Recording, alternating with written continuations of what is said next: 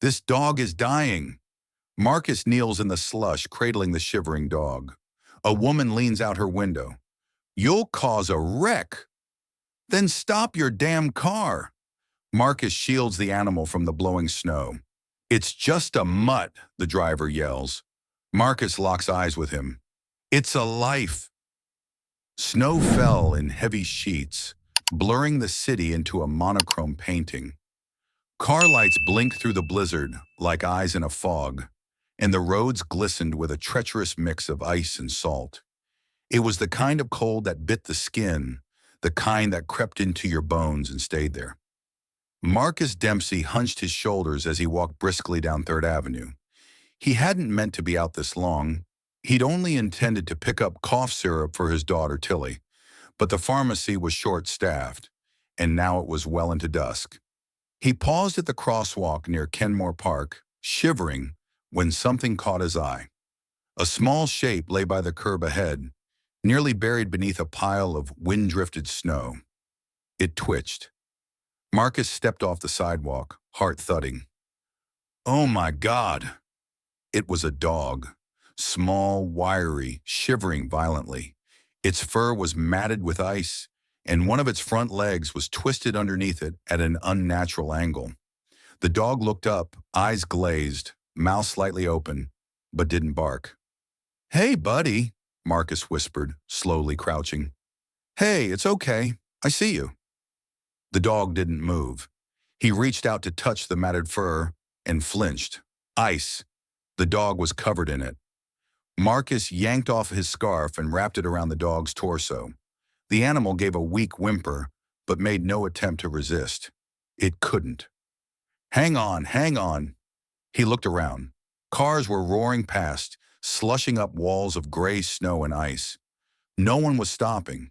The dog was on the median, stranded between 2 busy lanes, and it was dying. Marcus knew he had seconds to decide. The dog couldn't walk, couldn't survive another half hour in the storm. He looked at the traffic. The light was green. A bus thundered by, its tires hissing on the ice. Nobody even glanced at the shivering bundle. Damn it! He stepped out into the lane. Horns erupted instantly. What the hell are you doing? A man shouted from a minivan, swerving as Marcus raised his hand. Move! Get out of the road! Marcus didn't budge. He stood like a statue, soaked to the knees in snow, holding up one hand like a traffic cop. In the other arm, the dog whimpered in his scarf. He saw people filming with their phones. Others rolled down windows to yell. Idiot! You're gonna get yourself killed! You're blocking everyone. I'm trying to save a dog, Marcus shouted back. A woman in a silver SUV leaned out. You can't just stand in traffic. You're putting lives at risk. And this one doesn't matter? He held up the limp bundle. It's freezing to death. She hesitated, then rolled her window up an inch forward, forcing Marcus back. The light turned red. A pause in the chaos. Marcus ran. He sprinted to the far side of the street, cradling the dog close. The animal's body felt like a soaked sponge, icy, limp, and barely responsive. He ducked under an awning outside a shuttered coffee shop and laid the dog gently on the ground. A young woman with pink hair and a nose ring had followed him across the street. Is it alive? She asked, kneeling beside him. Barely. She pulled off her oversized coat and added it to the scarf. We need to warm it up, fast. My grandma used to rescue strays. I know some tricks. Marcus looked at her surprised. She nodded. I'll help. What do you need? A car, he said. Mine's 10 blocks away, and this dog won't make it.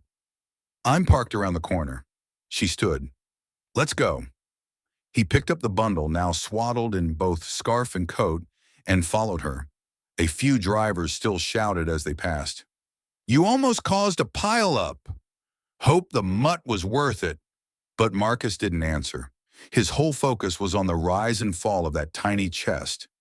The veterinary clinic smelled of antiseptic and wet fur. The receptionist's eyes widened when Marcus burst in. We need help. It's freezing. Hypothermia, maybe broken leg. The pink-haired girl, she'd introduced herself on the way as Riley, stood at the door, her arms crossed and face pale. The vet, Dr. Harlan, came out moments later. Bring him back. Marcus laid the dog on a heated table as technicians rushed to work, wrapping, injecting, hooking up machines. Will he make it? Marcus asked. Dr. Harlan's face was grave. I don't know yet. He's hypothermic, severely malnourished, and likely has internal injuries. Marcus's chest tightened. He was lying in the snow, just like someone dumped him there. Riley nodded. He was shaking so bad. Dr. Harlan touched Marcus's shoulder. Whatever happens, he has a chance now. That's more than he had before. By morning, the video had gone viral. Man stops traffic to save freezing dog. Idiot or hero? The headlines were mixed. Some called him a reckless fool, endangering dozens of drivers. Others hailed him as a hero for doing what no one else would. His phone buzzed nonstop. Reporters, strangers, activists, trolls. One message read, "You could have killed someone for a mutt. Hope it dies." Another, "You're the only human left in this frozen world." Marcus didn't know what to do with any of it. 3 days passed.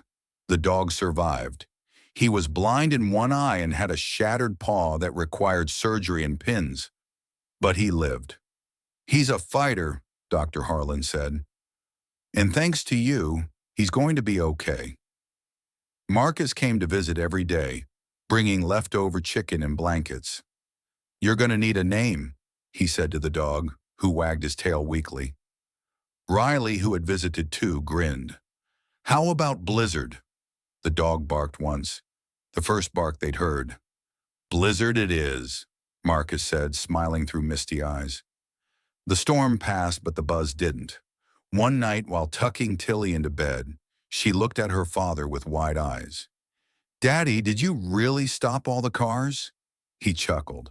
I guess I did. For a dog? He nodded. He needed help. She snuggled under her blanket. That was brave. Marcus kissed her forehead. Sometimes you just have to do what's right, even if it's not popular. Marcus adopted Blizzard officially 3 weeks later. The little dog now walked with a limp, but his energy had returned.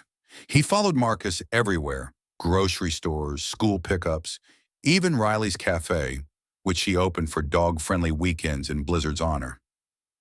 The city council invited Marcus to speak at an animal welfare event. He hesitated at first, but eventually agreed. Not everyone agreed with what I did, he told the crowd. Some people said a dog wasn't worth the risk, but I saw a life lying there, suffering, and I made a choice. He paused. And if I could go back, I'd do it again. Applause roared through the hall. A month later, someone left a note on Marcus's windshield. Handwritten. Simple. I was one of the drivers. I shouted at you. I'm sorry. My daughter made me watch the video. She cried. I cried. Thank you. The note had no signature. Marcus folded it and tucked it into his wallet. Blizzard barked once, hopping up into the passenger seat. Marcus smiled. Come on, boy, he said. Let's go home. If this story moved, you don't forget to like, share, and subscribe for more powerful true stories. Your support allows us to keep delivering valuable insights and stories that inform and inspire people everywhere. Thank you for watching Strangers Who Care, and see you in the next one.